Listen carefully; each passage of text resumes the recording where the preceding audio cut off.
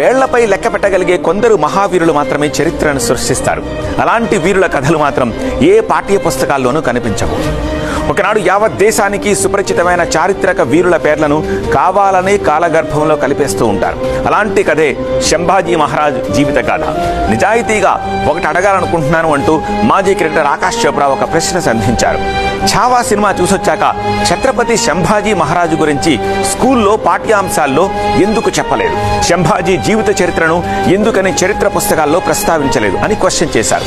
ఈ ప్రశ్నను పాజిటివ్ యాంగిల్లో తీసుకుంటే నిజమే కదా, అంత గొప్ప వీరుడు గురించి ఎందుకని కొన్ని తరాల పాటు దాచేశారు అనే ప్రశ్న ఉదయిస్తుంది.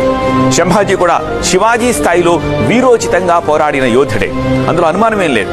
కానీ ఎందుకని ఇప్పటి వరకు శంభాజీ చరిత్రను కనీసం పాఠ్యాంశాల్లో ప్రస్తావించలేదనేదే ప్రశ్న. ఛావా పేరుతో సినిమా తీసేంత వరకు చరిత్రలో ఆయన ఒకడు ఉన్నారని చెప్పుకోవడమే తప్ప ఇది ఆయన చరిత్రని చెప్పిన వారే లేరు. అందుకేనేమో శంభాజీ వీరత్వాన్ని ప్రదర్శించగానే ఒక్కొక్కరి గుండెలు ఉప్పొంగుతున్నాయి. ఆ అభిమానం వసూళ్ల రూపంలో కూడా కనిపిస్తోంది. ఒక హిస్టారికల్ సినిమాను ఈ రేంజ్ లో ఆదరించడం ఇదే ఫస్ట్ టైం కూడా. అంతేకాదు, ఛావా సినిమా చూసి కన్నీరు కార్చకుండా ఎవరూ బయటకు రావట్లేదు.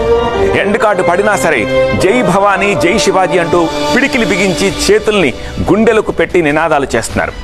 ఇక్కడే మరో ప్రశ్న కూడా కనిపిస్తోంది. కుమారుడి కథకే ఇంతలా సలాం చేస్తుంటే మరి ఆయన తండ్రి వాస్తవ గాథకు ఇంకెలా గులాములవుతారు?